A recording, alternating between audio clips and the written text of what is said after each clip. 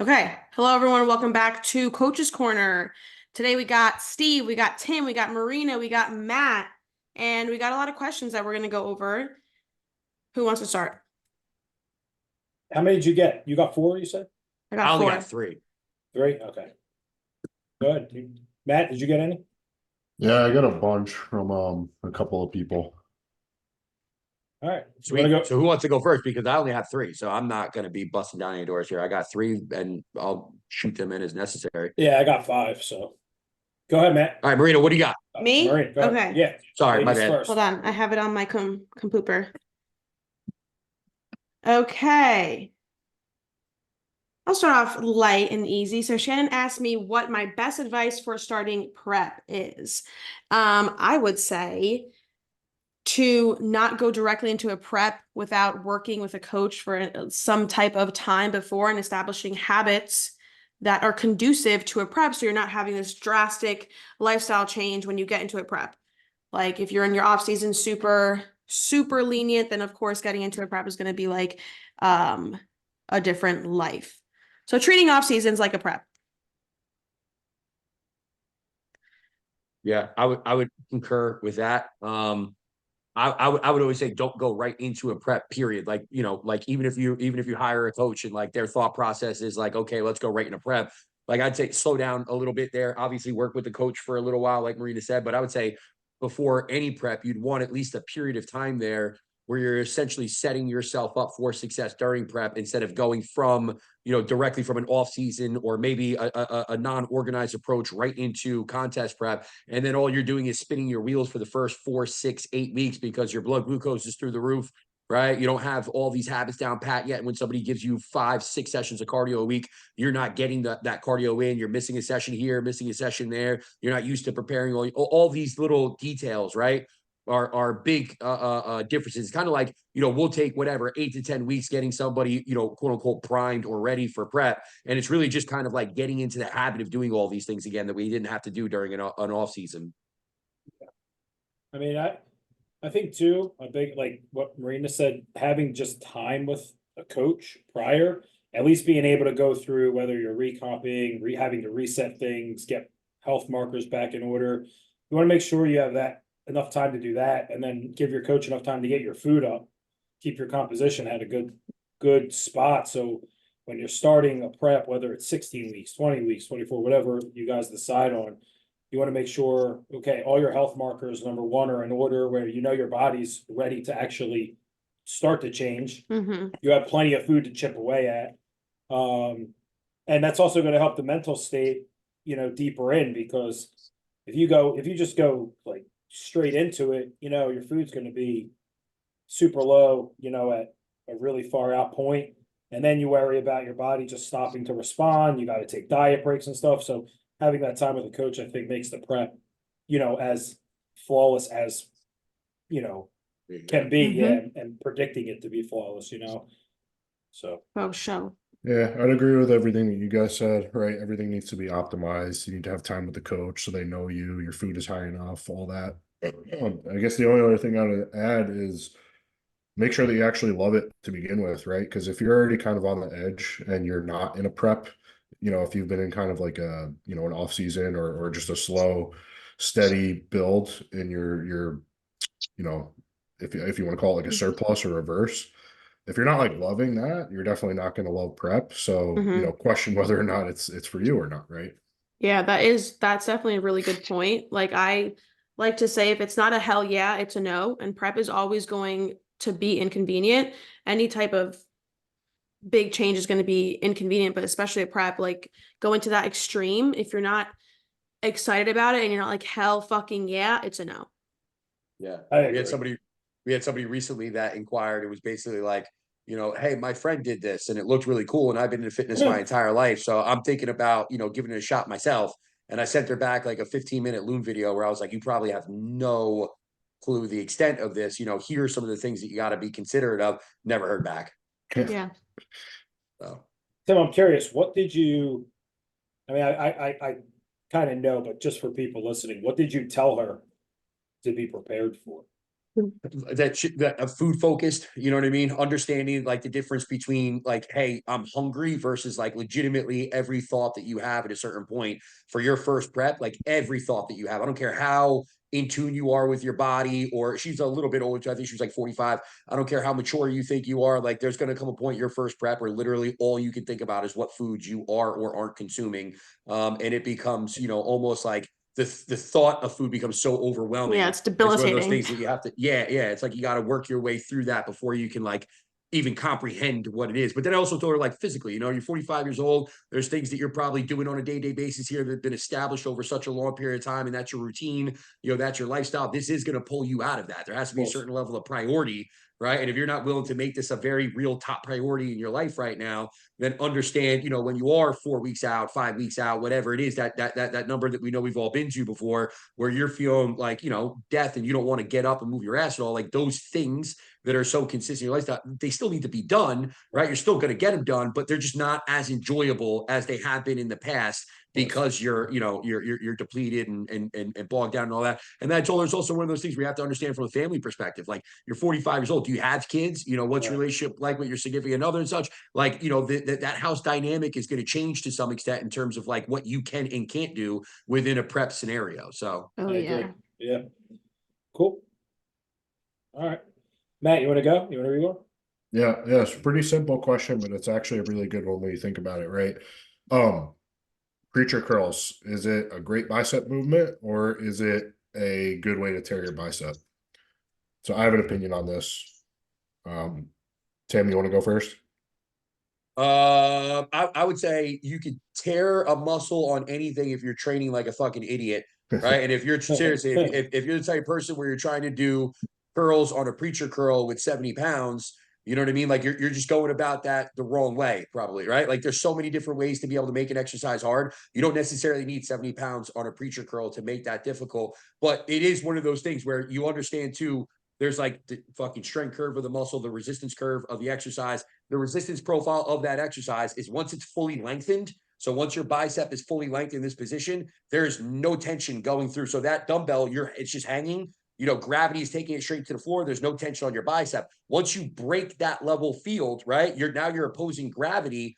That dumbbell is weighing heavy on all those joints, all those ligaments. So again, you want to put yourself in a position where you're taking a weight that you can actually control through that entire range, right? Not just hanging there with 70 pounds thinking this. As soon as you break gravity there, like I said, all that tension's going back into that joint and then ultimately the muscle tissue. So where that exercise loads, you need to make sure that you're considerate of that in terms of the weight that you're choosing.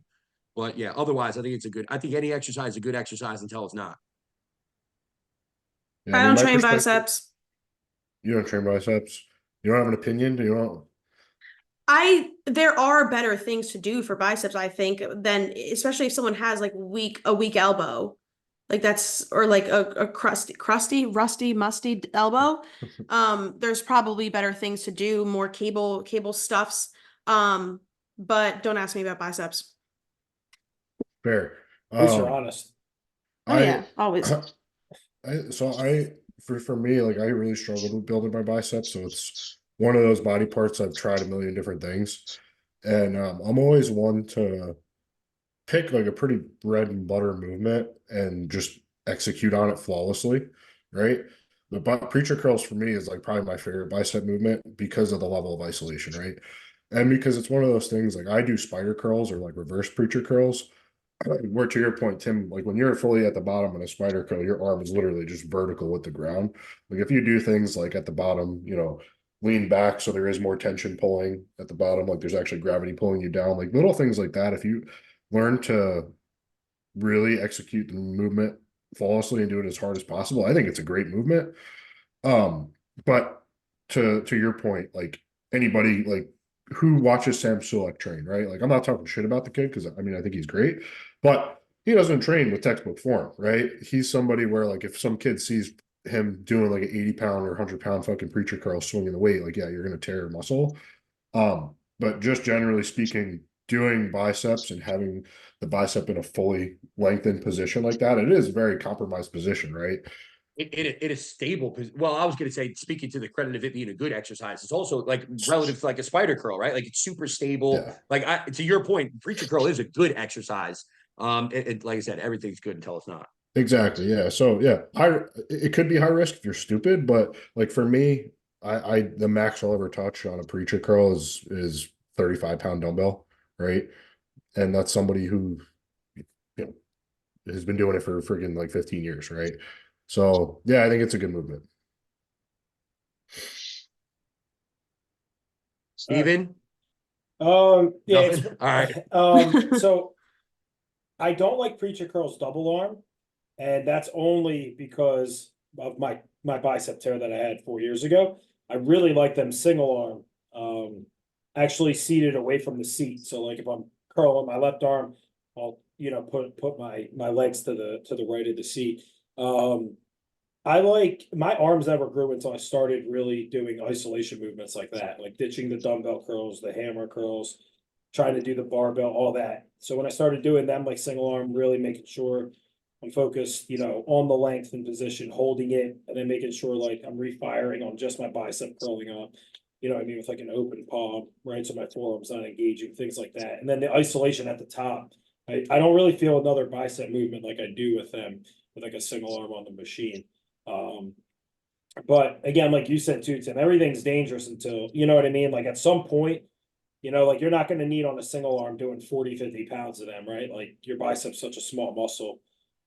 So I think if you're smart about them and you know actually how to activate the muscle, they're a really good movement. Well, you prefer made a them good single. point. You made a good point there though, because I didn't even think about the fact that people would still do it with like an easy curl bar or Yep. whatever, as opposed to a dumbbell. Yeah, Like I didn't remember think about that that. when you have anything that locks your wrist into Yes. place on a bicep curl of any type, you are a lot more likely to put your elbow in a position where we can get a lot more inflammation building up in that elbow. We have the medial collateral nerve that runs down there that can get a little inflamed and get kind of becomes a real pain in the ass. Actually, last thing you want is a nerve to get inflamed there, and it happens to me all the time. It's a pain in the ass. But again, that we're also everybody here just agreed, right? Or at least the people that train biceps. Sorry, Marina. That weight is going to be a big factor there in terms of how much. Think about it, like you're literally going to cut the load in half if you're training with one arm and a dumbbell versus if you have both arms, right? And you're using a preacher curl, right? We're going to cut the weight in half, so there's a big difference there. Yep. Cool. All right. Marina, you want to read one or you want me to go? I can go. Let's see. This one's a short one. This is from Gabby. Thoughts on waist trainers for core control. So I like that she said for something, but for core control, I think there are better things that you can use other than a waist trainer. If we're talking about like for posing, the number one thing that you should be practicing for core control is vacuums. As a bikini athlete, as a bodybuilder, you should be able to practice your vacuums and hold your midsection in throughout every single pose. You should not be letting that shit go. But as far as waist trainers for core control, again, I don't think that is the best thing to use. Yeah, I use a waist trainer like when I do my cardio sometimes in prep. But it's not necessarily for core control. It's more so to keep shit tight. That makes any sense. What do you guys think? I would say I wouldn't want somebody to rely on something like a waist trainer to do the job for them. Yeah. But I also think there is benefit to the waist trainer as well, as far as keeping that midsection nice and tight. Yeah, because it does force you to like keep shit in. Yeah. But Also, you're not going to have that if we're talking about on stage, or if we're talking about during training, you're not going to have that on stage, for example, and you shouldn't like need that when training. You should be able to I don't know brace how yourself. people do it when they're training. That blows my Yeah, fucking waist mind. trainers There's no way during I'd be able to yeah. use that while I'm training. Yeah. No shot. I know they force you to, I mean, I've never used one, but I know they force you to like to really work on your breathing as well. Correct me if Oh, I'm yeah.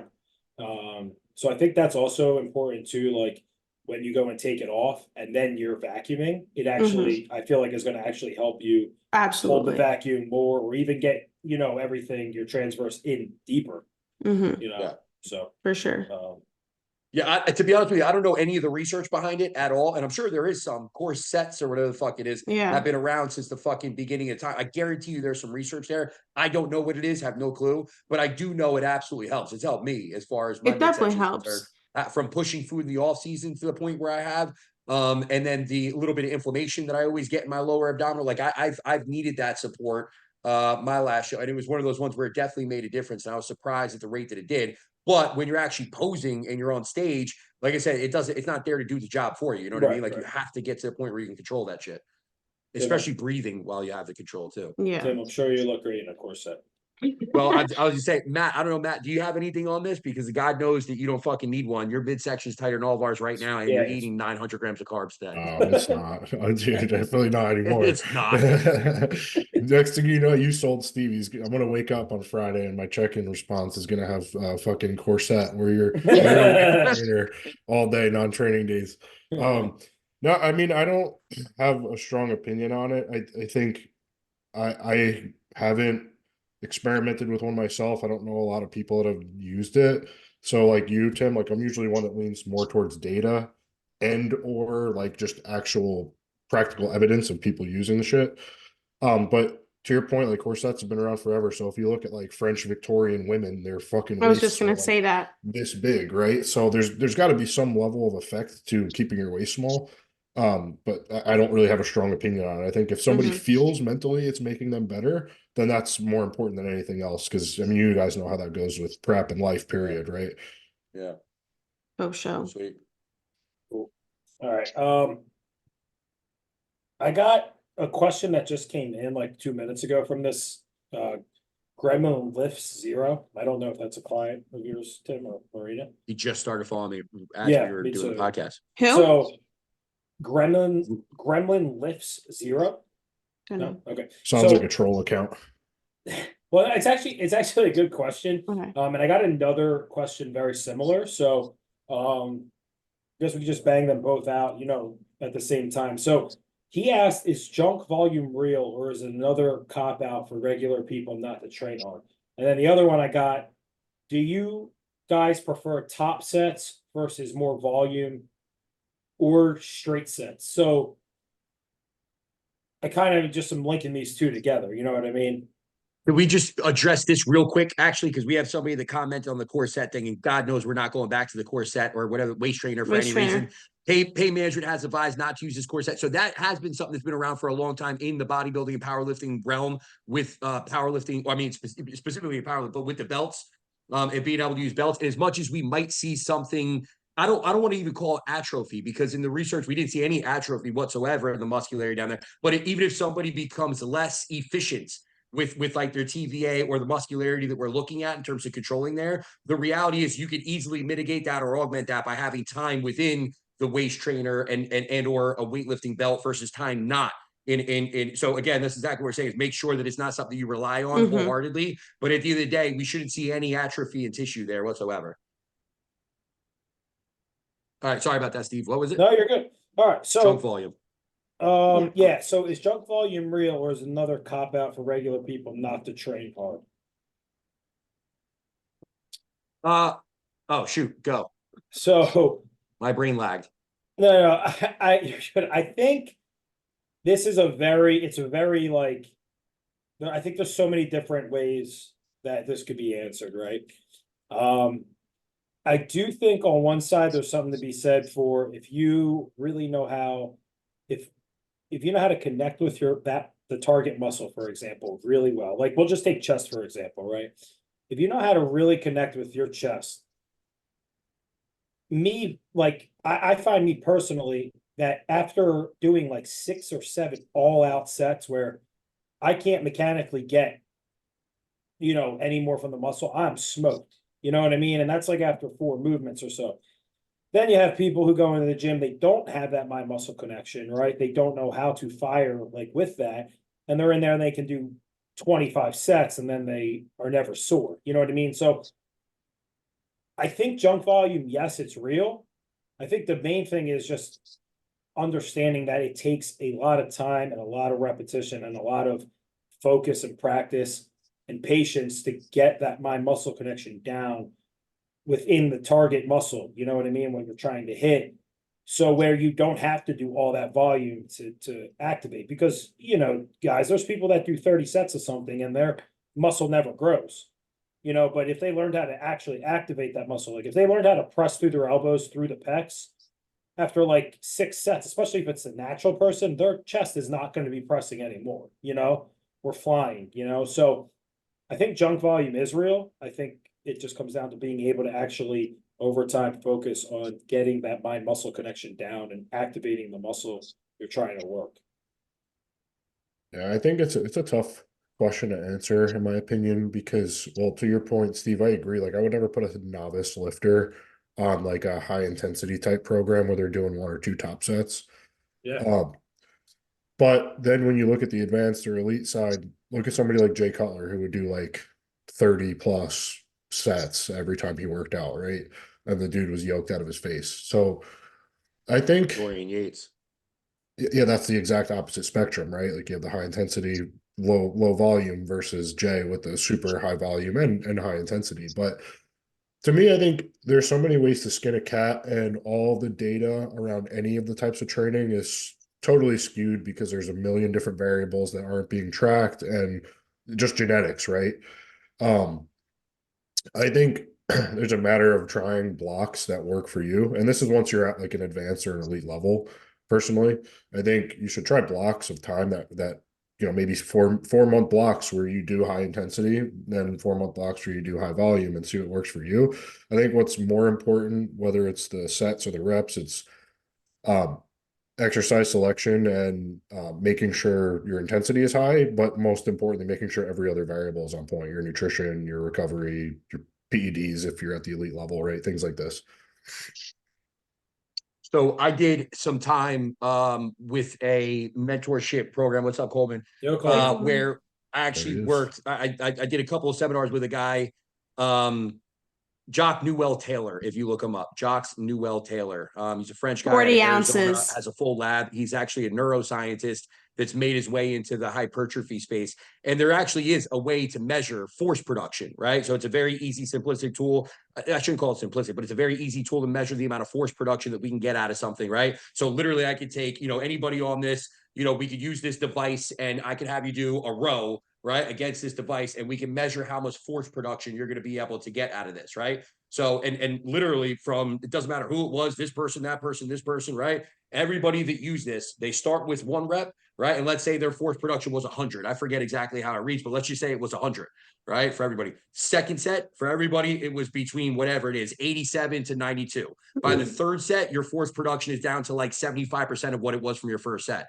So there's no way, shape, or form can anybody say that junk volume isn't a real thing. If you're going in, you're doing 10 sets of squats. It doesn't matter how you feel mentally in terms of the amount of intensity that you're still applying to that exercise. There's less force production going on there without a doubt. Like there's no way that that's not a reality for people, right? There's also something, yeah. So at the end of the day, it's one of those things where it's like, you got to put in perspective, like what are we getting out of the exercise in terms of the value, the return that we're getting from each individual set, right? So it's like, can you go in and do 10 sets of squats? Yeah, sure. But that first set of squats is probably going to be so much more valuable than that 10th set of squat. And at that point, should you just go into a different exercise to get more value out of those first couple sets rather than doing 10 sets of squats? Now, that being said, you always have to obviously take into consideration, where you're at within your process, how many plates you need to warm up to a working set. I'm not talking about warm-up sets. I'm talking about actual working sets that you're going to apply to, your total volume for that day, right? Warm-up sets don't count in my opinion. But is there such thing as junk volume? Yeah, 100%. Are some people pussies and they don't want to train hard and they probably need a little bit more volume? Yeah, 100%. I had Bernard, who's not a pussy. Bernard's on the call right now. But he's a 240-pound classic physique competitor. He's been competing for like 10 years. He knows how to train. He knows how to train really well. He just came up from DC. We had a session on Saturday, and I completely totally destroyed him with 3 exercises. And he did 3 sets of the last one, 2 of the pendulum squat, and 2 sets on leg extensions. And that's it. He was done. Gassed. Like absolutely gassed. So again, to Matt's point, to Steve's point, if you know what you're doing, you can get a lot more out of less. And that would only make sense. If you're on drugs, you should be able to get a lot more out of less. That only makes sense. You know what I mean? Like, I hate the argument that it's like, well, I eat like this much food. It's like, so it's like that means that you should be able to get away with less potentially, right? You can do more if you want, but you should be able to get away with less. I take X amount of drugs. Okay, well, again, drugs aren't a thing where like you should have to do more because that doesn't make any sense. We're on Mhm. fucking drugs. Yeah. Like you shouldn't have to do more to be able to get that. You know what I mean? So it's just one of those things where it's like, yeah, I would just say, is junk volume real? Yeah, absolutely. But is that something that we should even have in our terminology? It's more like, you know, what does Steve need? What does Matt need? What does Marina need? What does Tim need? What do these individuals need as per their process, where they're at, their stubborn muscle groups, their nutrition, Yeah. et cetera, et cetera, et cetera. That is basically Yeah. what I was going to say. Like, I agree with what all you guys said, but I think when it comes to bodybuilding specifically and actually building your body to look a certain way for the stage, like, or again, even a lifestyle client learning how to train, all those details just don't really matter unless you have the foundation of knowing how to train. And then, Steve, I think you also had another question that was in the same thing. Yeah, it Top just sets said- versus straight Yeah, sets.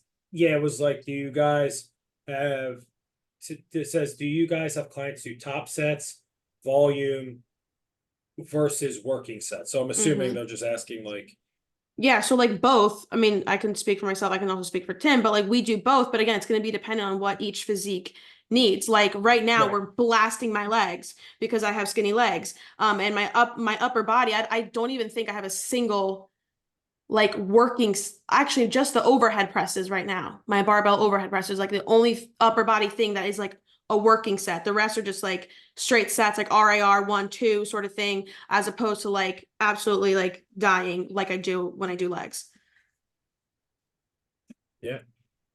yeah, I mean, one thing too I've noticed in like the last, I'd say like 2 years, and this is now after 13 years of consistent training. You know what I mean? Like the longest break I've had was 3 weeks off, right?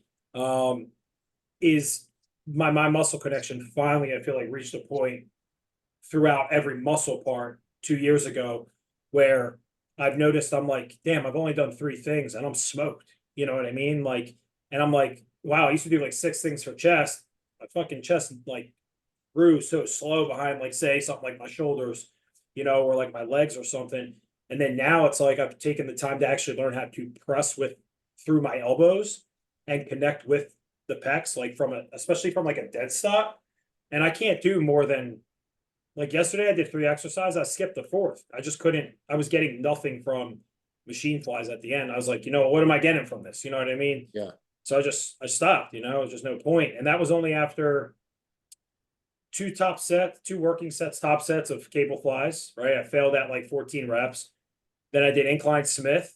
And then I did my flat machine press, and I did 1 set on the flat machine press, and I got to like 17 reps, and I was like, I'm just going to keep going instead of upping it, resting. I was just going to give this set all I had because I undershot the weight, but I just still went to complete failure, and I couldn't feel my chest. I'm so sore today. It was like 5 sets. Yeah, quality over quantity. I think when you really learn how to train to failure, you're really taking sets to that place where you don't have another one, or like you're literally getting folded on the hack squat, or whatever it is. Like it mentally, it should be fucking even like tough to like get back in there and go for another set after that. Like it should be harder than that. And if you can get under that same load and do it again, you just might not be training as hard as you think you're training. Mhm. And if you go and you train with somebody like Steve, that's going to take a set to failure or two, you're probably going to get so gassed so quick that you couldn't do fucking, 10 sets of this or 10 sets of that or whatever it might be, Yeah, last week we were Gabby, my client Gabby was here. We were doing quads together.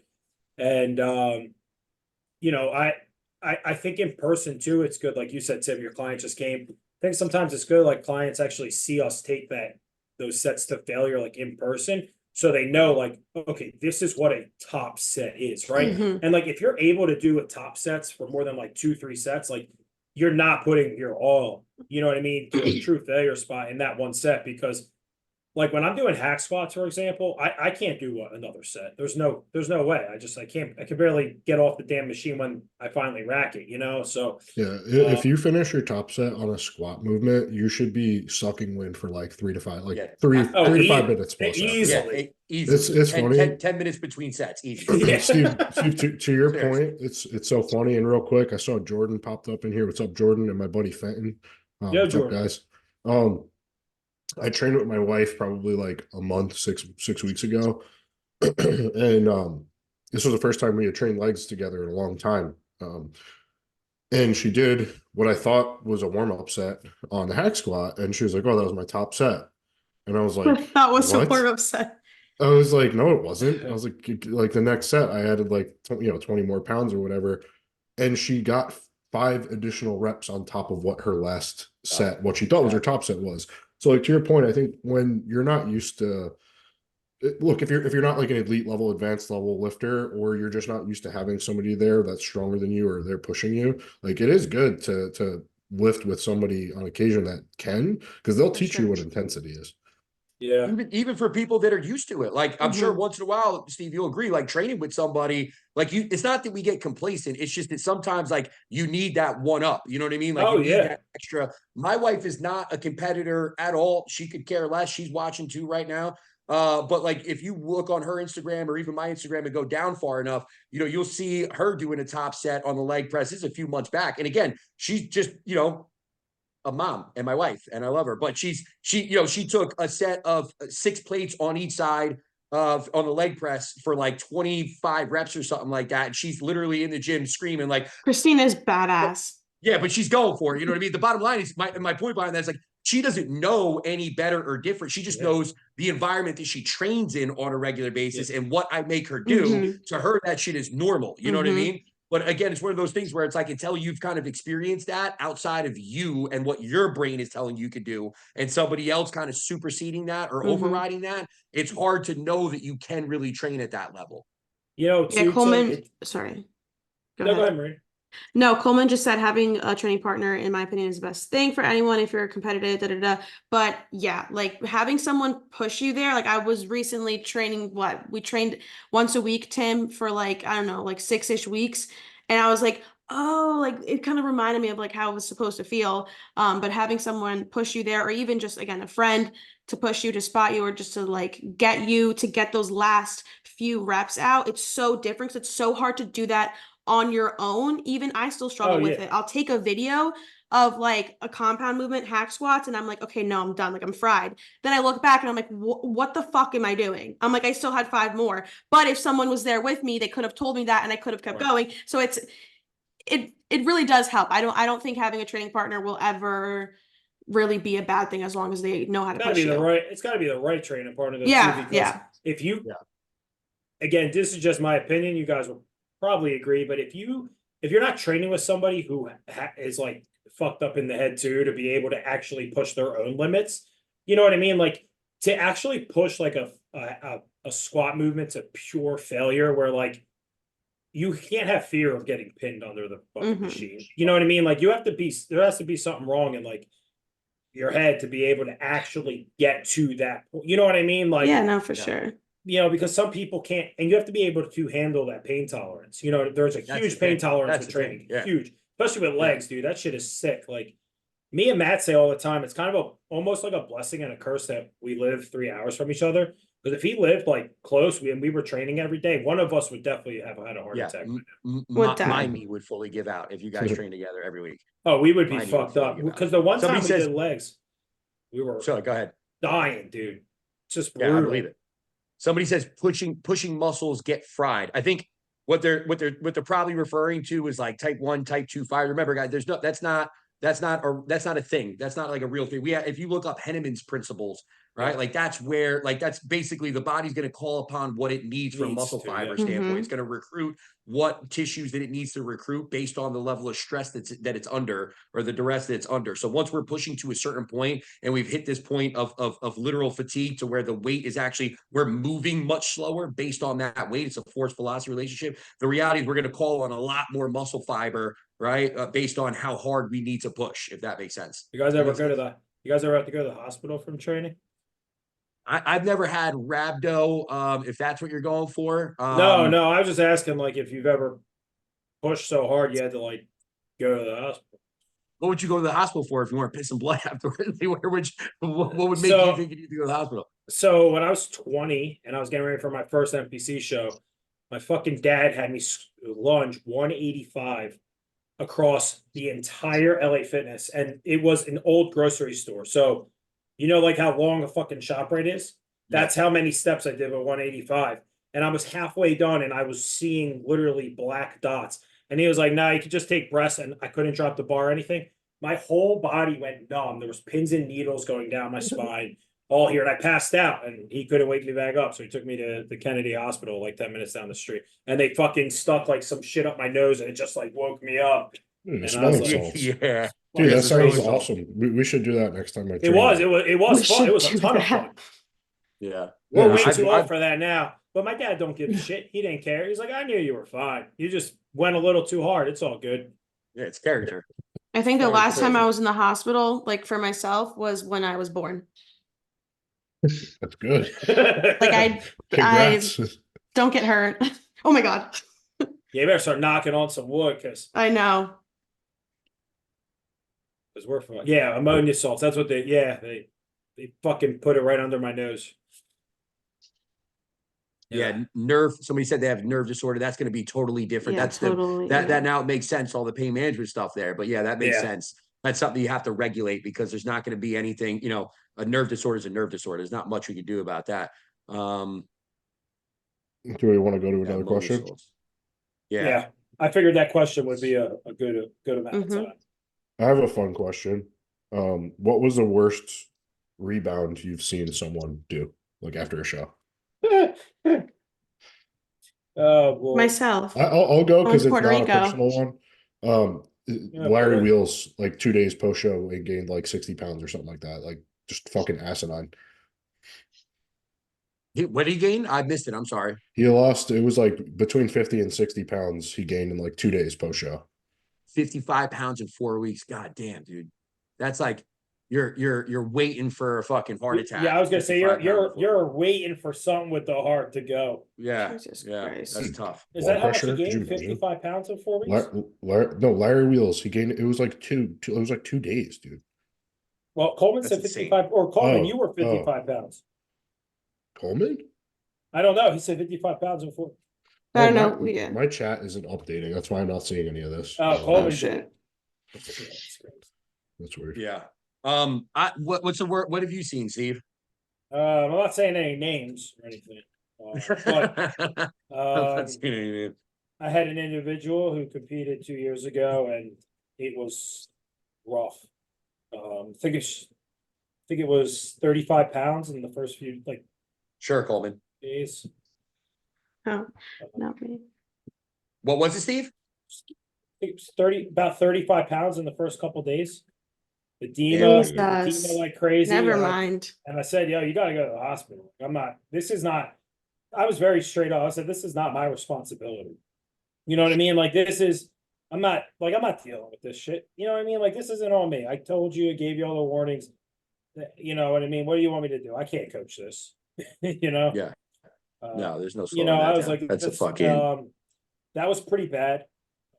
That was pretty bad. Tim, Blood I pressure's thought through the roof. my 2021 rebound was bad. Now I feel better about it. Yeah. Yeah. Justin, you're fat. Shut up. Green's had one or two. I think the worst I've ever seen. This is, you're talking legitimately well over 10 years ago at this point, probably close to like 15 years ago. I had a kid, Frank, who I wasn't coaching. He was actually working with a guy named Brian Good, who still coaches people down the shore here in Jersey. But he's like one of those really old school guys, right? Where it was like, basically you had to meet him at the gym. He's going to write down shit on a piece of paper and then you walk out. But again, we're talking, this is, years and years ago before iPhones and shit were even Yeah, you available. mentioned So, him before. yeah, he was a fucking madman too. Like, you want to see some kids on 800 milligrams of Tren, you go to Brian Good, man. He's got them all stacked up, like for real. I mean, they're out of control. But like his whole thought process was always like, I'll kill you guys during the week, and then Saturday and Sunday go eat whatever the fuck you want. And then as you get closer to the show, essentially all he did was start to reduce somebody's food, the shit food. So like it's the time that you had to eat whatever you want. So instead of Saturday through Sunday night, right, in terms of eating like shit, Right. when you're like whatever 10 weeks out, now it can only be all of Saturday until noon on Sunday. And then when you're 8 weeks out, 7 weeks out, whatever it is that he used, he would say, okay, no more Sunday. That has to be your low carb, no carb food or whatever. And then Saturday you can eat whatever you want. And he kept this all the way in until the show, giving somebody at least a cheat meal where they can go eat whatever the fuck they wanted. So he's essentially setting these people up with this behavior, Mhm. right, That's around crazy. food. where it's like, hey, dude, go binge because I'm going to murder you with cardio, drugs, and fucking diet all the way up until this point. And there was this kid that worked with him, and this kid was actually really good too, like had all the ability to go pro. Like even back then, where it was realistically hard to go pro, right? He still had the potential to do it because he was such a young guy, already had such a really well developed frame. I think a lot of the drugs probably set him back more than anything. But you know, I don't know what ended up happening with him. But the bottom line is, post show, the one show that I saw him, I remember he came in and he was trying to get like dandelion root or expel or some shit. And literally was like, I don't know what to do. Showed me his ankles. Dude, his calves were literally like the size. If I put Steve and Matt's head together, I'm like, dude, that doesn't look good, man. Like, he's like, if you touch it, there's just like literally his calf would like engulf his finger. It was honestly, it was physically disgusting. Like you could see it. It was awful. And I'm like, that can't be good, man. You know, and I didn't know back then.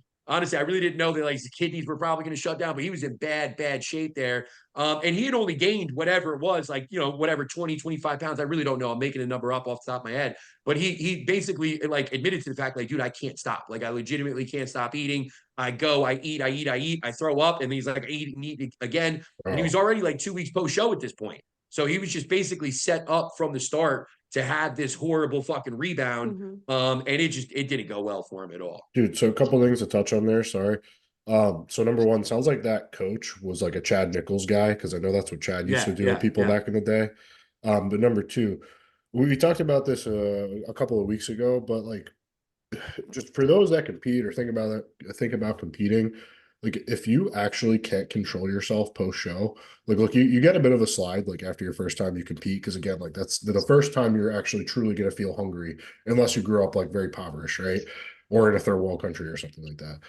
But like after your first show, if you can't control yourself that second, third, fourth season rebounding, like the shit is not for you. You're damaging your body. But Yeah, we all have one. I had a horrible rebound after like my third show. It was actually the first second show that Nina was with me. And I think I gained like 28 pounds in like 4 or 5 hours and I couldn't breathe. And then I fell asleep and I was good after that. And then I tore fucking IHOP apart in the morning and then did it all again. Dude, It was so bad, dude. We stopped at a rest stop coming back from Universe. I had like a whole box of Cinnabons, the 2 boxes of like those strawberry eclairs. At the venue in Teaneck, I had, I think, like a whole box of Snickers, tons of cookies. Like I easily had 5,000 calories before we even got in the car. And then that rest stop, I tore shit up. Then we went to Bruno's. I had a whole dessert pizza, the whole thing on my own. Oh, dude, it was brutal. did you admit it to Johnny? Oh yeah, he called me a fucking piece of shit. Yeah, he definitely saw that shit. Oh, I don't even remember what I ate or how much I ate post my first show, but I remember the reality of that night too, specifically. Like, you know, during that last week or however long it was, for me, it was a while because I wasn't running a shit ton of gear at the time.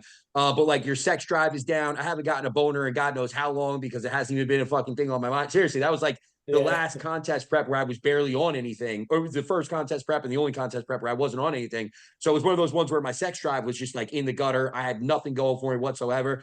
And I remember post show, like legitimately fucking eating everything I get my hands on, couldn't stop. Yeah, exactly. What is a boner? I couldn't stop. I would end up with a stomach that was so full that I had to lay down and curl up in the fetal position. And I'm like, I have a boner. And like, I can't do anything with it. But like, I finally got a boner. Like, as soon as the food started coming in, I would hit a button. Like, I couldn't do shit about it. I was just laying there hoping to God that I didn't throw up. And then like 2 hours would pass and like my stomach would go down just enough that I'd be right back fucking eating everything again, dude. Right back to it. Yeah, I think the boner 2 hours later. What's that? Did you still have the boner 2 hours later? No, I wish it left this game as it left as fast as it came. Oh God. Just on all those like topics, I think the worst thing that someone can do for a first time competitor is bring a shit ton of treats to their show for right that after. goes back to what Matt was saying too, right? Like that's one of those ones where it's like you see it at every fucking all the time. show. The new competitor that's got all the fucking shit with them, and it's fine. Listen, people are gonna bring you a cookie here, cookie there, but I've seen it too many times where people like storing food and fucking they freeze they it have a like closet. Yeah, they got freezers full of shit, and it's like, dude, you know, goddamn well, like the reality is, if you get fat in the off season at any point, you're basically just making it harder for you to end up if you're going to be a bodybuilder, it's a 365 concept of getting better. You know what I mean? It's not just for a 16-week prep or 20-week prep or whatever it is. Can I be a Yeah. dick for like 1 second on that topic? Go for it. It's always the most out of shape people that bring the Oh, most yeah. fucking food. Yeah, True. literally. I've never brought food to a show. No. My first show, I brought donuts, and after that was show, I got sick. It was disgusting. It was disgusting. Yeah, I never did. Wow. I especially the last like 5-6 years. I never cared about food and prep. Like I always liked being more like hungry. Like it never has in any prep, it's never affected me like that because I fucking hate eating. I would way rather be hungry. Like I wish. Well, how many people do you know too that go off season to off season? Like they got like this 4-month off season or whatever. There's Oh, not yeah. a real off season. Yeah, and they're under eating chronically over and over and over again. And like Matt said, they're always the ones that look like shit at the show. They're never in condition because they don't have a setup to be in condition, let alone what any other component of it. But then they're of course they're the ones that fucking hate it and they struggle. If you have a real off season, you should probably get to a point where you're so sick of food that you're almost happy to be. Mhm. For me, honestly, I could go fucking 10 weeks of a diet without even knowing I'm dieting. me too. Like that's you know That what I mean? was It that takes was me 10 weeks to get how hungry. that was how this past prep went. I would say like the first like 10 weeks of it, I was like, I'm good, I'm good, I'm good. Obviously, once we started to pull shit down more, then it started to hurt a bit. But yeah, I want to say 60% of my dieting, my prep, it felt like normal. I was just chilling. What's crazy with Matt is he was eating more on his refeed days, 2 to 3 days a week at a week or two out, than he would pretty much the same Yeah. amount that he is now. And he was scarfing that down. Now, obviously, he's fucking miserable. Mhm. Bro, I don't get 5 That's guys crazy, twice a week. yeah. What are you talking about? I'm not eating as much. Yeah, but that's it too. Is going into its show the right way, I guess, is another big one, right? Oh, Where you see yeah. people that are starved all the way into the show. Totally. I And would, then, they can't eat fucking, especially for a female, they can't even eat like 1,500 calories post show without rebounding. Like if you're eating that little, like even before the week before the show, probably not in the best shape to begin with. You know what I mean? Mhm. But it's like, I honestly personally rather err on the side of getting somebody's calories up to a pretty respectable place right out of the gate. Right. So they're not, too, worried about binge eating, if that makes sense. yeah. Yeah. The other thing too, I think you see a lot of people now in like the new generation, like people see like somebody doing a show online and they just want to hop right in, right? Like kind of what we talked about at the beginning of the live, where they're going right. It's 16 weeks. Like, oh, hey, this show's in 18 weeks. Like, can you coach me for it? And they have no base of food. I find that they're the ones that are worse off binging in the end because their food is getting drastically low towards the end. You know what I mean? Where like, yeah, sure, we all have to accept your food's going to get low. You know what I mean? To get into that true shape. But it's all relative, right? Like if you just think you can get ready in 4 months and you've never competed before and all that, it's going to be a bitch. And then I find that that's usually what you see. Those people go off the deep rail afterward because they didn't even get into it for the right reasons to begin with. Like Yeah. you said, someone Yeah. competed because they said they saw someone and thought it was cool. Yeah. Like Yeah. there's nothing cool about being starving, being 4% body fat, and feeling like your each Yeah. leg is 500 pounds. To I be don't know. excited to get It a looks boner because you cool. ate too much food. Yeah. What's that, Matt? So it looks cool. Yeah, it looks cool. Yeah. Yeah. 100 milligrams of Anadrol on stage will do that. You'll definitely look cool. I'd probably hang myself if I did 100 milligrams of Anadrol. I'm not, all jokes aside. Well, okay, super draw. Yeah, that too.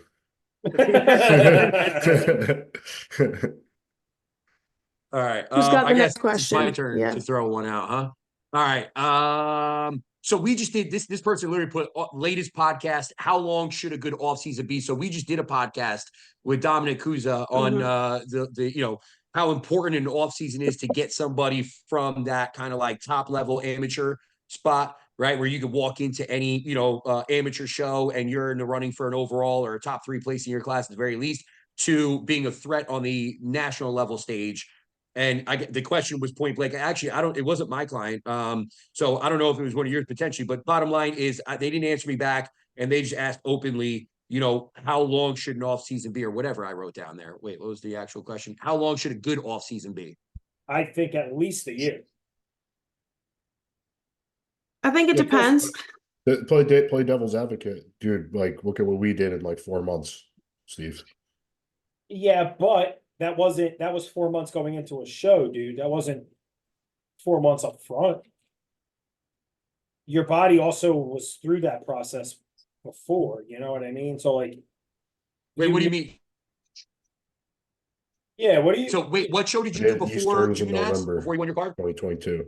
And then you went right into, so that would be a relatively short offseason, but Easterns is a big show. So you clearly, Steve, Oh, you I knew what thought he was you- capable of. Well, I thought you meant before we won Big Cat and Easterns. That we had a whole over a year. Yeah, so Yeah. that would be the point. That's I think. what I I thought think you that's the meant. bigger You meant point. from Easterns to Junior Nats. Yeah. Oh yeah, no, okay. I thought you meant originally to Big Cat and Easterns. No, yeah, but we already knew what we knew you were right Yeah. there. We talked to them judges. Like even Nikki Politi told us, like, yeah, you bring up Bring you, him in. Yeah. you bring him in shredded like that again, like, and you just bring up, have him cap out the class, like, sure, you know what I mean, like, and what he did in 4 months was crazy, but Yeah. But to position it a little bit differently, if you like, if I had somebody that went into Easterns and Big Cat and they got, that basically they weren't, let's say they took second place. They looked really good, right? They came in maybe they took their class and one got blown out of the water in the overall, and then the other one they came in second place. I would say that person now needs a year Mhm. a year long off season potentially before they even consider the Agreed. national level stage, I right? agree. Versus maybe yourself where it's like, oh, this dude's got it. You know what I and mean? that's Like, a you year know, of a consistency. little bit of a touch too. up. Yeah, yeah. So how long did you guys work together before Easterns and Big Cat though? A year and a half. And you guys were off season for that year and a half for the most part. Well, we Yeah, pre-comped, exactly. pressed, Yeah, So that scaled back, pressed Of together. course, Yeah. yeah. Off season is but still, Yeah. nonetheless, that's actually if you listen to the podcast, that's basically what Dominic Cusa said Mhm. too, Just where it's gonna like, say dude, that. it's not even if you have a 12-month off season, it's not even 12 months of growth growing. because you do have to obviously you get your 4 months of a push up, 2 months that you have to come down and run a health phase and kind of clean things up Yep. a little bit. So in reality, those two, even two growth phases right there, you're only talking about a solid 7-8 months of being able to push. It's not a real 12-month off season at that point. So even if it has to be extended based on like, okay, this is what I got done in my first growth phase, right? And I was able to push up to X amount of gear. My tolerance for that was here in terms of my blood work. The amount of volume I'm training with is here, yada, yada, yada. You establish all these, variables, right? They're working with. It might be one of those things. What was the outcome there? And that should decide how many of those growth phases you need. Right. Not some sort of pre-arbitrary concept of, well, I need a year to grow. Do you? Because if your 4-month growth phase only ended with this amount of net gain, the reality is you might need 4 of those. Do the math on that already as it relates to the amount of time. You might be looking at a solid 2.5 years. And the one person, bringing up Dom, he was talking about his guy that won the men's physique at nationals, the overall, Yeah, but not he this had 2 nationals, years, the one right? previous. Yeah, he had him for like 2 years prior to that. That he was getting him ready for that one moment. So it's not a matter of like how long should an off season be. I think this is what you were going to say, Marina. It's a matter of like what do you need, for your physique, and if it has to be 2 years, 3 years, 4 years, if your goal is to make it to that next level, do what you have to do to make it to that next level. Anything less than that, you're stepping on stage just to have fun. Mhm. Yeah, I agree. And also too, I think so many of like these Exactly, Coleman. the new like population getting into competing now, it's like a rush. They Oh, don't everybody, like, you have to understand those, respecting the processes that go into actually improving, right? You can't just eat 5,000 calories for a year straight and expect your sensitivity to stay up. I don't care how lean you stay, like, you're gonna gain body fat, at some point. You're not gonna be as hungry anymore. Like, and also too, respecting that you don't always need to continue to push food up. Just let food stick, leave it where it's at when you know you're in a surplus, even maybe a slight surplus, so your sensitivity stays up, your glucose doesn't fly through the roof, and just keep eating the damn food day in, day out, keep training your ass off, and just let the food stick, right? If you have to scale back for 48 weeks, do it. Doesn't mean you have to diet like you're in a prep. People think that, when we say pull back, but Mhm. and just then slowly let your coach reverse your food back up and just sit there. Let the food do its thing and stick. Just because you hear these kids eating 5,000 calories doesn't mean you need 5,000 calories to grow. More food's not going to mean more muscle. You know what I mean? You just need enough to facilitate recovery and growth and just stay consistent with it, right? Like if you're eating your 6 meals a day that, you know, your coach has you eating for 5 days, and on the weekends, you're missing 4 meals. Well, you're only fucking hitting stuff like 85%, you know? So, you know, and that's what people, it adds up, you know? Just respect the processes, you know what I mean? Now, those Time. time, exactly. You can't avoid time. There's no No. fucking drug for it. There's nothing. No. You're gonna need the time. No, and that's the thing. More drugs don't equal more muscle. More food doesn't equal more muscle. It's finding that sweet spot where you're staying a little bit hungry to get the food in, right? At some point, you're going to get uncomfortable, right? And then keeping that sensitivity high to be able to have that food up in that surplus or slight surplus for as long as you possibly can before scaling back and then doing it again, right? There's some people who just nail that growth, you know, that push phase or whatever we want to call it for that 4, 5, 6 months, and they fucking do add 10 pounds of tissue, right? Those genetics that come into this shit too. You know, a lot of people don't want to really touch on that. It's like the forbidden word, you know, but Yeah. it really does dictate everything in what we do, right? It's no Yeah. matter the drugs, the food, whatever, you know, like Yeah. no, not many people can eat as much as Matt can and have fucking lines in their glutes. Like it's, you know what I mean? Like Yeah. my butt cheeks be hanging to my knees. Like it just is what it is, you know, like 100%. you know, but it's just respecting the time and just sitting in that time and getting very satisfied with being fucking redundant and bored, you know. That's bodybuilding. It is. Like, do you want a bodybuilder or do you not? Is really what that Mhm. comes down to. Yeah. Yeah. I agree. Yeah. All right. Who's next? I had this question just said everyday injections question mark. So I don't. I'm Of assuming they're what? asking like that. Well, that's I messaged this person back today, but they never Yes. got back to me. Done. Just pin every day, buddy. Yes. Go for it. I think there's a time and place, you know what I mean, for it. I think like in prep, when you're getting closer, right? Like having things like the trend, the master on, things like that every day. Keep more stabilization on your levels. Also, you know, you can lower the dose a bit as if you're pinning, you know, that more frequent like that. Less scar tissue, less oil going in at once. You know, the off season, I don't really, I've tried doing like MPP every day at a smaller dose. You know what I mean? Like a 30 to 40 milligram versus like a 100, 150 every other day. And I felt mood wise better with that. But some people, you know what I mean? To get some people to inject every day, they're like, what are you talking about? You know what I mean? So, but I think there's a benefit for levels. It depends again on, like Matt said, on what it is. Yeah. Yeah. Obviously, if it's something that's shorter ester, you're going to want to have higher injection frequency. But like for me personally, like I'll do anything. I would prefer anything every single day. To your point, Steve, like better, I feel more stable, like mentally, emotionally. But also, I don't like, especially if I'm like in a prep, like I hate putting like 3 cc's in one spot. Like I just, Yeah. you know, it's miserable. I do So too. hate it. I'd rather pin every single day with less total, you know, actual liquid volume in the site than anything else. But that's more personal preference than anything else, you know. Yeah. I agree with everything that's been said so far, and I have nothing to add. I'm just saying, like, Easy literally enough. this like Matt just said everything that I would have just said. Easy enough. I got nothing to add for that one.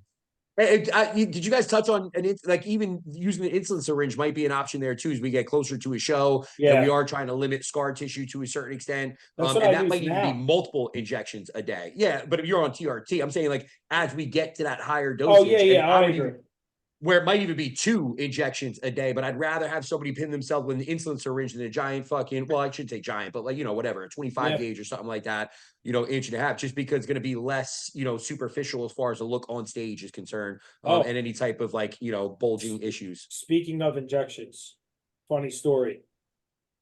A client of mine, I'm not saying names, he did his TRT last week, sent me a picture of the needle, and he says, I'm bruised at the injection spot. So I was like, all right, you know, this is like your second week doing it. Like, you know, what did you use? He sends me a picture of the needle. It's a 1.5 inch, 20 gauge. He stuck it in his fucking bicep. Oh God, Jesus Dude, Christ. his whole shit was bruised all up here, all Ah, onto fuck. his scalp. Dude, I Bro, he emailed tore him his back. bicep for sure.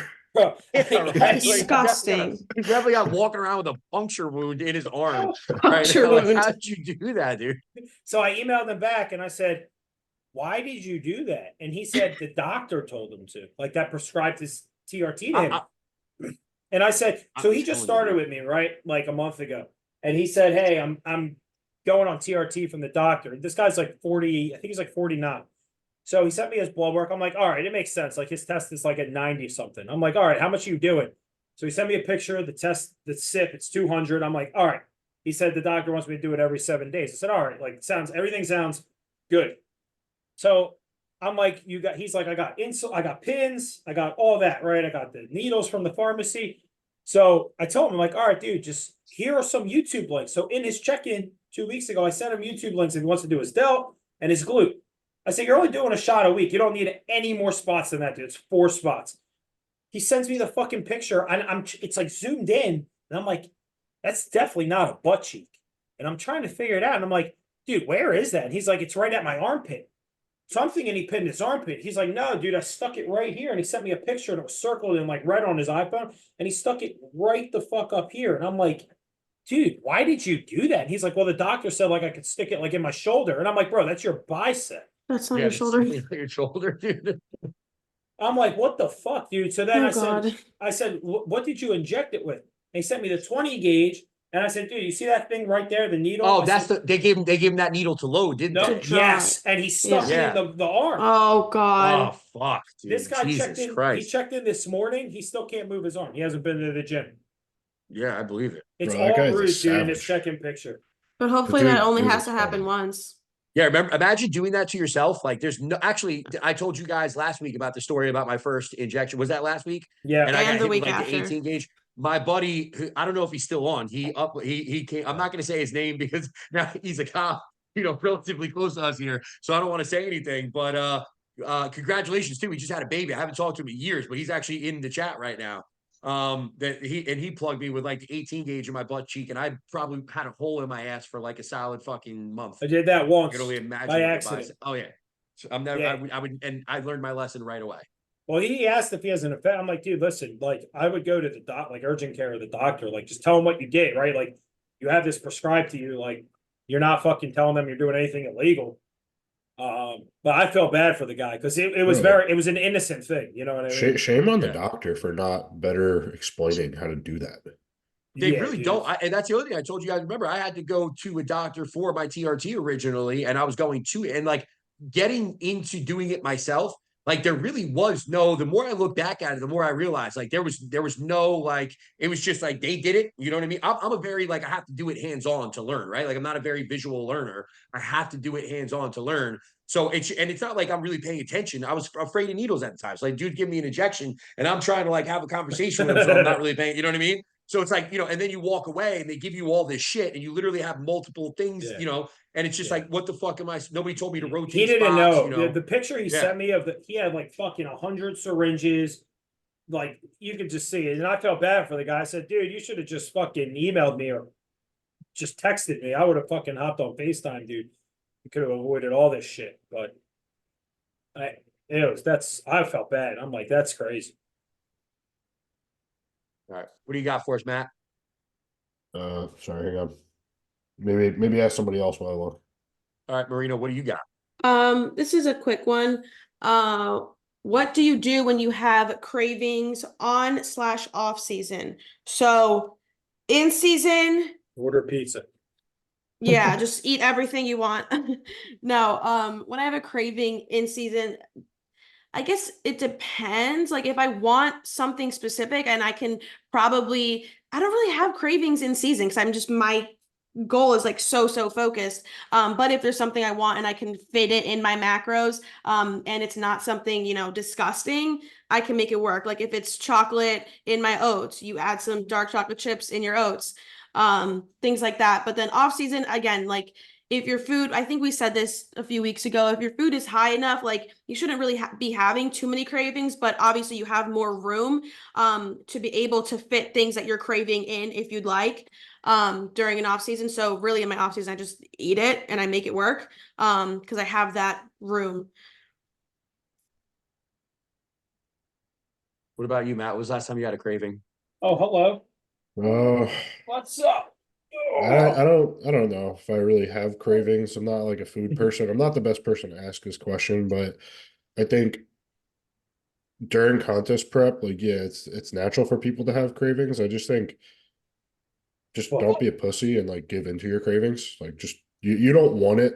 You don't actually want it if you're even tempted to give into your cravings. Period. But go down. that's all I have to say about that. What do you got, Steve?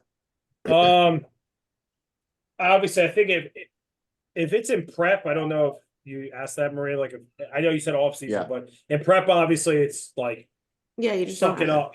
Mhm. Like, I'm not even into the whole sugar-free Jello bullshit and all that. Just suck it. Just suck it up. That's my mindset. But in off season, I think it really depends on who it is. Like, hey, if you're having this sweet tooth every day, like we have your food high and all, like sometimes I'll work in like some of the Dan and Light and Fit Greek yogurts if like someone can handle the dairy and the yogurt. Like, you know what I mean? I'm like, hey, you know, here's 2 of them, grab whatever flavor you want. Or you know, what are you craving? Let's try and work a little bit of that in. You know what I mean? Like I have a few female clients right now, like I have dark chocolate in their one of their fucking, you know, last meal. And I'm like, hey, listen, like you're losing weight, you know, or you're improving, right? These are just lifestyle people. Like Yo, I'll be you're getting some craving this dark shit. I'm not chocolate in gonna my plan. deprive you. Dude, you fucking have like 3 cheat meals a week. I get some dark chocolate. um, Yeah. but I think it's another thing too. Like if you can control yourself, I think it's about learning the client. Like, and as someone continues to check in and they are consistent, like I feel like, hey, I was craving this and I had like 2 pieces of chocolate. And then there's people who are like, hey, I was craving this and I fucking ate the whole Hershey's bar, you know? So I think it's Mhm. one of them things like you learning the person is able to dictate how we can respond to them and make it work for them, you know? For sure. That's a good Yeah. point. Yeah. I think I'm with you on that one for the most. I think it's really one of those things where you have to look at it in contest prep. I just don't think that there's room for cravings. Like that's one of those ones where it's just like, you know, put it on the back burner, you know, move Yeah. forward. Yeah. Where I think at a certain point when you haven't had pizza in fucking 4 months, of course you're gonna want pizza, right? But there's a big difference between something that you want versus something that you need at that particular time. And we're gonna be nourished enough, right? To be in a position where you don't necessarily need anything extra. It's just what you want. You have to come to grips with that. And obviously, if you want to win more, you know, it is what it is. But that being said, I think even in the off season, if you're a competitor specifically, and forget about lifestyle for a minute, you know, the reality is if you have kind of like a weakness as it relates to self-control around food, if you have kind of a weakness around, you know, sweets or a particular type of food, some people it's more like, you know, pizza, burgers, and fries. For me, I want cookies and fucking brownies, right? Like there has to become a realization with what your weak points are. You know what I mean? For me, sweets were a mental weak point for a long time. Whereas like post show, if I was going to blow or in the off season where I was going to blow my composition, blow my sensitivity, blow my ability to have a longer gaining phase. The reality was it was going to be with fucking Reese's cups and fucking brownies and fucking, I could go a long time without pizza and burgers, or I could even, honestly, I could make a burger at home and make it fit my plan relatively easily. You know what I mean? Every single week if I want to. But for me, again, it's that garbage food that really does us no good whatsoever, that when I'm around it, I'm going to want to fucking eat it. And I don't eat 1 or 2 Reese's cups. I don't know who the fuck that person is. I don't either. And where they exist. Yeah, I'm eating the entire bag of, like, I've eaten 2 bags this Easily. weekend of Reese's Easy. trees. Yeah, easy. That's easy Not- work. Not easy. Yeah, Christine. If Christine's still on, she'll tell you. There's literally right now chocolate stains in the bed because I got some on the sheets. Oh my That's God. awesome. Before. Yeah, but Yeah, that's anyway, what those are. look, Sure. and mine. Yeah, I ate them up. Watching The Walking Dead. You know what I mean? I might have fallen asleep with a Reese's tree in my face. But anyway, bottom line is there was a point for me, honestly, where it was post show in like I think it was 2019 post show. I literally cut everything that I possibly could. This was post show, so not pre show, not 4 weeks out or whatever. Post show, I cut everything. No Splenda in my coffee. Like I didn't want to go near fruit for a little while. I wanted to get rid of anything. So I'm the type where like if I feel like something has a little bit of a control over me in any way, shape, or form, I want to live without that and stay away from it for as long as I can, right? Just to be able to know that I have the control there. And so for me, it was literally like I'm not eating any added sugar in my diet at all in any way, shape, or form, or even sweetener. So I even went for a while. Have you guys ever had plain EAAs? Hit your Oh, yeah. workout? What do you mean? Dude, most brutal fucking thing I've Horrible. ever tried to do in my entire life. And I did it for at least like a few sessions, but after a while, I was like, fuck it, I'll just use water because this is so fucking brutal. But yeah, bottom line is it really taught me like, whatever, self-control there, my ability to be able to say no, right? Since then, it's been a lot easier for me to be able to take my kids out, watch them eat ice cream, and not have to have any of that. Christine will tell you too, again, she's on the call right now. Like there's plenty of times with 3 kids that I have to be inundated with all this shit, right? And I still choose to eat my food or choose to just stay away from what it is that they're consuming. It's no skin off my back. I have no issue with it whatsoever. It causes no FOMO or anxiety. So I would just say, to add to this, if you have issues as far as self-control is concerned, to the point where you still have these cravings and they're kind of dictating where you're at, maybe you need to do some work on why that substance kind of controls you a little bit, whether that's food or anything else in life. Yeah, I guess I've been lucky. I've never had an issue with food, like craving wise, cheating, binging. Like like I said, maybe that's just me. I don't even like post show, man. Like just that one time, but I mean, every other show, I've just literally gotten right back on plan. Like after I won the Philly 2 years ago, I literally came home and just ate my meal. I didn't even want food. I just was like, I just want to win Junior USA's or just be my best. And if I go and eat this fucking bullshit and I get like, and you lose, like that's because you ate this crap, right? Like I feel like your will to fucking want to win has to trump, Yep. food. So Yeah, and even 100%. if it's not a competitor, I would say on the other side of that too, like just your want to feel good.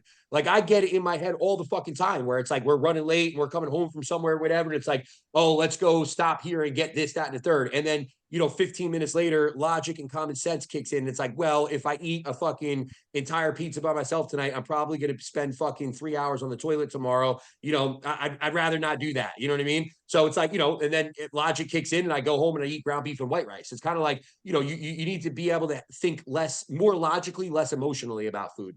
this is crazy. For All my sure. clients, all I crave is food. Tommy, you just had 4 cheat meals in 3 weeks. Matt, you can eat whatever the fuck you want, and I tell you that. Like, I have a scoop of protein. Yeah, well, that was one day. Check Smith. Right, who's Yeah, next? Check Smith. And my clients are just coming at my neck right now. Yeah. Fuck. It's goddamn. God, damn, All right, every- next every- question. No more food shit. God, they're all going 0 carb this week. Matt would be excited about that. Fertility protocol for men and women. Justin, you don't need 5. Jesus. All right. Fertility protocol for men and women. Go ahead. You guys both ran the fertility protocol, didn't you? You and Matt. Well, no, Matt. So I don't need that shit. I I'm getting Christine's not even here. I can get her pregnant right now. Damn. Matt, you can't grow on no food, especially you. So Matt, when Matt had his second daughter, we had him just on HCG, and I he was think we off. were doing. I think we were doing like 1,000 micrograms, like 3 times a week, something like that. Yeah, it was pretty aggressive. And then I said when his wife ovulated, we increased it a few days before. Me, I threw the whole fucking kitchen sink at my balls. When we had Vienna, I was on 2,500 HCG on one day, then 75 milligrams of HMG the next. I was on 100 test sip, 25 Aromacin every other day, and 100 Clomid every day. And then when Nina was like, I think 5 days before her scheduled ovulation, I went to 5,000 milligrams of HCG every other day. And then 75 HMG. And that's when I told you I almost thought I had a hernia. Remember, Tim? And I had to pull over in the parking lot. Yeah. Tim, I think I told you that. Right? Somebody had to medically stick their finger up his ass and milk the Oh, prostate. I called Johnny and I'm like, dude, I can't drive. Like I'm out in the Wawa parking lot, like at the air pump, like acting like I'm giving my air tires because like I thought I had a hernia from deadlifting. And he's like, are you feeling it like in your stomach? I'm like, dude, my balls, I can't feel my balls. And he's like, no, you dumbass, you don't have a fucking hernia. That's just the HMG and the HCG, you asshole. Dude, it hurt. It felt like blue balls for a month straight. It was horrendous. There was just pain from my balls all the way up in my abs. Like it was so bad. I couldn't train abs at all. I couldn't put my belt on when I was training, nothing. It was so bad. So I wonder, Sam said you guys got pregnant right away from that. Were you guys trying before before the fertility whatever cycle? Yeah, we were trying for like 4 months or so. Oh, Nice. So it dude, did actually work then. I blasted his sperm right the fuck up. Yeah. Yeah. No, my second kid, her middle name is Steven because of you. Nina. But, no, yeah, but the thing that was weird is our first kid, like it was literally like one try Fucked up. and it was good. So it was concerning us that it was taking a while. But yeah, as soon as we started the HCG blasting it, and I'm pretty sure we had like 100 Clomid in there every day as well. Yeah, we did. The shit worked like crazy quick. Yeah. Does it make the Oh, sperm So faster or something? It just created anabolic sperm. That's why Vienna's 30 fucking pounds already. wait, did you get a vasectomy since then? Yeah, like right after my second kid was born, I got a vasectomy. Yeah. Really? You got a Oh, you vasectomy, got a huh? vasectomy? Was it What? was Oh, it the fuck scariest thing ever? The thought of it was the scariest part, but no, it wasn't so bad. I will say though, like, Ugh. they have to inject you twice to numb you. And Where they 'cause inject you in the obviously, balls? like I don't fucking know. I wasn't asking questions, dude. I was Yeah. didn't want to know the Dude, if- details. Just get it Dude, over if with. someone was sticking a needle in my balls, I'd have to know. Fuck that. Well, there is a male birth control where they actually shoot you in the vastus indifferent. Like there's an actual like Just you a know, That's there- trench. there's yeah, the vas indifference. What did I say? Vastus indifference? I don't Something know. like that. Whatever you said. You actually have to get injected there Oh, for no, this fuck that. this form of birth control. No Yeah. shot. Dude, but that was yeah. the worst part was getting the injection there. Holy fucking shit. That's like the first time he's like little pinch, so I was expecting it. The second time he didn't say anything, and I was like, oh my god, dude. It was not good. But Oh, fuck. my wife had leftover oxys from her C-section like the month prior, so at least I had those left over to ease my suffering the next couple of days. That's fucked up. God bless you. God bless you. That's fucked up. No. Yeah. I don't know if I'd be able to do it. You got a That shit vasectomy is so too? No. cool. Well, You got a vasectomy or not? no. I don't think I'd be able to do it. No, dude, it's I told- totally right, it's as- 100% worth it. 100%. I believe you. I believe you. I'm afraid of surgery in general. Like if it like, you know, I think I told you guys before, like if I break my pinky really bad and they're like, oh dude, we gotta go in and do some surgery there, I'd be like, just euthanize me, man. Let's just get it over with. Put me Just down. euthanize me. I'm out. Put me Um, down. If my appendix ever bursts, I'm done. Like I might as well just end it. For women, I'm kind of familiar, but I know Clomid is a big one, right? As far in terms of fertility. Yeah, anything that's gonna create that signaling. But I would say for women, it's gonna be so much more fucking complicated Oh, because yeah. you're working within certain rhythms and stuff. Like that'd be something that you'd want to seek medical help I for, agree. like I period. was gonna say, yeah. see a fertility doctor. Yeah, 100%. So I had one more. Marina, you have any more? I have one more. This is kind of a fun one. Dara asked, please give us your definition of body positivity versus the woke media. I love this. fuck does So that mean? my definition of body positivity is loving your body throughout every process and stage that you're in and not praising someone that is obese and unhealthy and overweight with bad habits and just telling them that you're beautiful. Well, they are beautiful, but telling them that they're healthy even though they're not.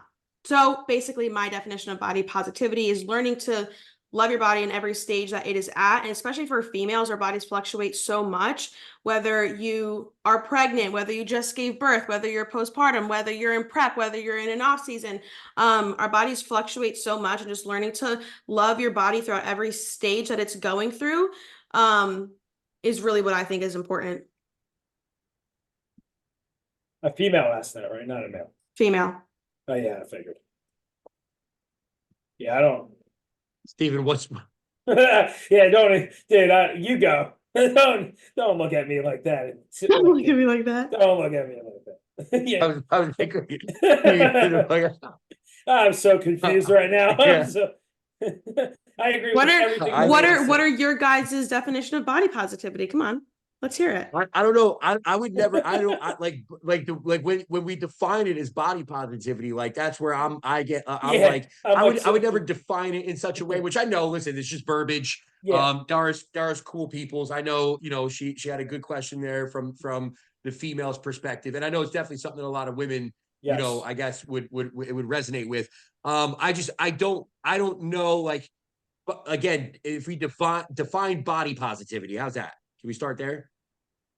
Well, yeah, Define body being, positivity. I just did, being positive, learning to love your body throughout every stage that it's in and not, So now I'm supposed to hating give on- my definition of that. yeah, Yeah. yeah. Okay. Loving your body in every stage that you're in. No, okay. So I would say honestly, for me, it's really one of those things where if I would go back to a conversation that I would have with a client to help build them up and get them into a better mental spot with this, right? Babe, what did you tell me today? Don't be shy. I don't remember. You can say it though.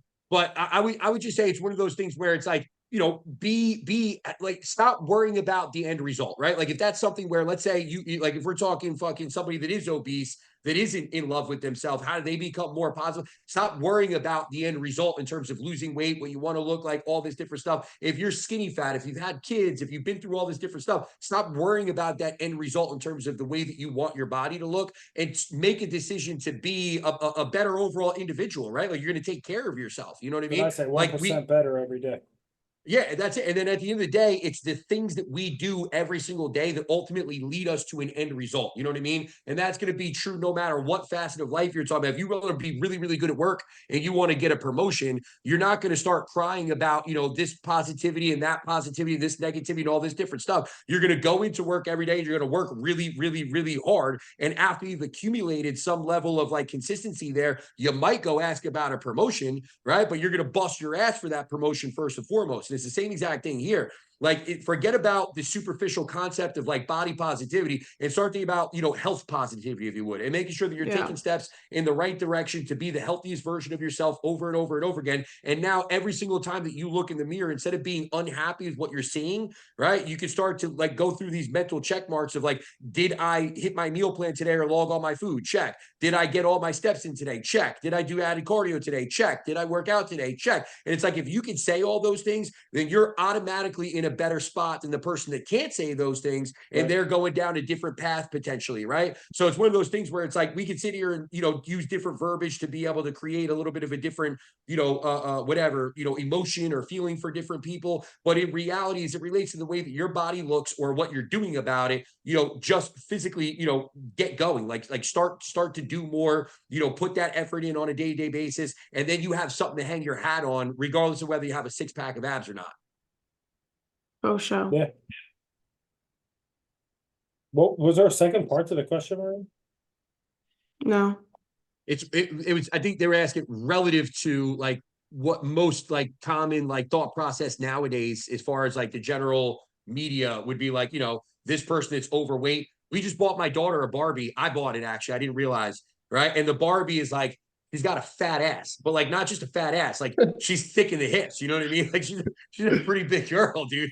Like it's not a small Barbie. You know what I mean? So I think the concept is basically like, nowadays it's kind of like, all of this is okay. You know what I mean? That it's okay to be heavier. It's okay to be obese. It's okay, to eat like garbage if that's what you want to do. We posted a video on TikTok not that long ago, and Marina got murdered on TikTok by all these little fucking 18-year-old fucking, fat, disgusting, unhealthy, unhappy, so like weirdos. straight up, like just people that were like, oh, that's not, you're starving yourself. You shouldn't do that. Like, you only have one life to live. And it's like, yeah, we want to live it the longest possible. And they're like, no, eat candy bars. Like, it was literally a back and forth. It was just like obnoxious. So I think the question was more so like, hey, this is what everybody thinks is like body positive. Like, love your body no matter what. It doesn't matter if you're obese. It doesn't matter if you're unhealthy, yada, yada, yada, versus maybe what really should be body positive. Yeah. Does that make sense? Yeah, for sure. Okay. All right. We got another question? Yeah, I had one more. Matt, you have any more? Most of mine are like pretty tactical questions, like form or should I do this type thing. So nothing we should end on. How do you program a competitor split versus a lifestyle client? A competitor based on, well, it depends. That's a real dependent thing. Like, what are they, are they in a position where they are, are they Matt getting ready for their first show? Right? Like, are they Steve still trying to go pro? Like, is it Marina that's like trying to go pro? Like, is it somebody that's trying to go for their first show? Like, where are we within that competitor's, career, so to speak? You know what I mean? Yep. And do we need to be programming more specifically towards their individual body parts? You know what I mean? Like Matt, for example. Actually, I don't want to talk about you. You're not my client. I don't know what Steve has to do. So I'm not gonna say shit there. But like, for Riley, for Marina, Riley. I came out weird. Like, or Riley's a good example, right? Like Riley literally he's at the tail end of a fucking, whatever, 15-month off, 16-month off season. I haven't let him do more than like one or two actual sets for quads the entire offseason. He just doesn't need them. His quads are overwhelming compared to the rest of the body. In fact, his hamstrings and glutes are pretty good, right? But they're underwhelming because of the size of his quads. So I'm not going to program him any added quad work. His arms are perfectly in balance with the rest of his body. We need to do maintenance volume there. His back is a weak area. So we've been hammering his back literally 3 times a week to be able to bring it up, right? So it's very dependent on the individual. A lifestyle person, I just want to make sure that they're working out hard and touching all facets. Yeah, I agree. For me, every single bodybuilding client is program like it's specific to them and it is specific to what they need to bring up. Lifestyle, I just like to give pretty high volume and pretty high frequency. I think for, again, like a competitor, it's really just depends. Is this a first time person trying to do a show, right? Like, what do they need to bring up? You know what I mean? What's the frequency? Where's the recovery at? Things like that. Whereas like a lifestyle person, just, I don't want to say generic, it's probably a bad term, but it's more like, okay, you're not going to need to hit quads twice a week, or we're not going to have additional back work, right? Like, we're just trying to lose weight, be healthier, you know what I mean? It's not as specific, as like, say, like someone, competing, they need to work on their back. We want to program, certain blocks around, okay, we're prioritizing this, we'll see how this works, etc. You know what I mean? So. Yep. Basically, I agree with everything. Some competitors may require more detail depending on what they need. But lifestyle clients, again, like Tim said, just more so getting them to a place where they are training hard. And then, I mean, some people will come to you and they're like, I want huge quads. And like, okay, we can make that happen, but we need to learn how to train first. Right up. Is that it? Tim, you have anything else? I do. I got a couple more. Actually, you know what? I don't know if they're still in the chat or not, but real quick, because I know they were You in wanna ask here. one more? Somebody did ask what are the most important labs for thyroid function, right? They're going to, I messaged them separately. They're going to their doctor and they just have, they know there's something wrong. Their mother, I think, had to have their thyroid removed. Right, I think is what it was. I think she had to have her thyroid removed, and she's worried about it. So now she wants to be able to like advocate for herself and doesn't know what to ask for. It's a good one. CSH, free T3, free T4, reverse T3. Yeah. They want to know what lab markers to ask for, right? Yeah, I would. So exactly what you said. So TSH, free T3, free T4. Those would be the big one. Like if you can't get your doctor to do free T3 and free T4, go to a new doctor, right? And it might actually be a pain in the ass. They might ask you questions and say why. But at the end of the day, that's going to be one of the easier things to get coded from an insurance perspective. Like it's rare that I shouldn't speak because I don't know. I'm not a doctor, but I would imagine it's very rare for a doctor to get pushed back. And the ones I have spoken to would say that it's not so. That's not one of the things that you're going to get a tremendous amount of pushback from insurance if a doctor is writing you a prescription for T4, T3, especially if you have that in your history. You know what I mean? But then again, I would say depending on the issue, like you said, reverse T3, and I think a big one that's really overlooked, TPO ABs and TG ABs, which are antibodies, right? That your immune system's going to produce if there is something going on there where it's essentially attacking the thyroid is what it comes down to. But I would say that's going to be, so what we see in a lot of cases, we had this happen recently with a client too, where somebody's TSH was elevated, right? And the doctor didn't even see a reason to run these added labs, right? Meanwhile, we run TPO ABs and those come back elevated.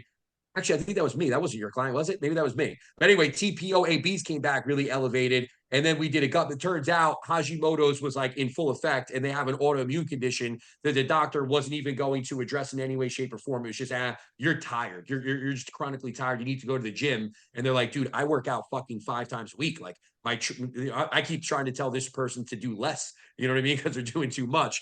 And the doctor's just telling you got to go work out more. You know, it's like, no, you actually have an autoimmune condition. What about what about TSI, Tim? What the hell's TSI? Is it that's like the immunoglobulin, right? The thyroid stimulating immunoglobulin. I have no idea. Honestly, I'm not familiar with TSI at all. I have Yeah, it, that's right? it was on a client's blood work, and Johnny started going over it with me. We didn't get like too far in depth because he had to go, but he said he was going to go over it this week with me. And I was I'd be curious. now that you Thyroid brought the stimulating thyroid up, I meant to text you about it. But let me. Is that your cheat sheet, Marina? It overstimulates and enlarges the thyroid gland, resulting in hyperthyroidism. Oh, so that would probably be a very rare one. We rarely see It's like, elevated in hyperthyroid most cases. patients with Graves.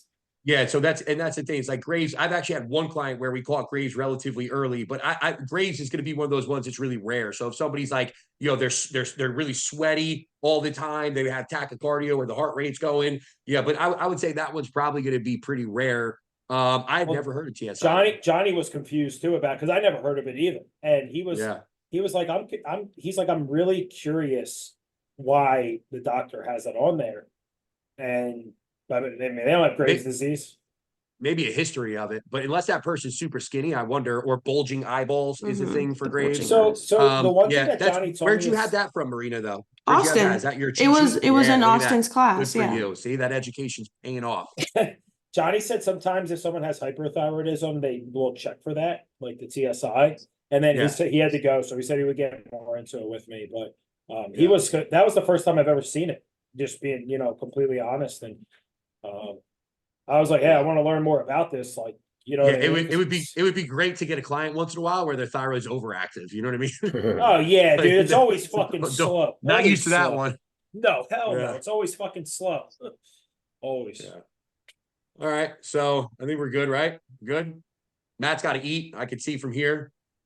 Matt lost 2 pounds during this podcast. Yeah.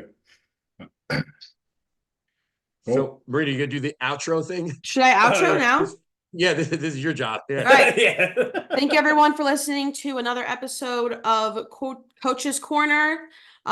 Questions can be submitted Tuesdays. We always do these lives on Instagram Tuesday evenings at 6 p.m. You can always DM us questions as well, and we will make sure to touch on them next week. But thank you for listening.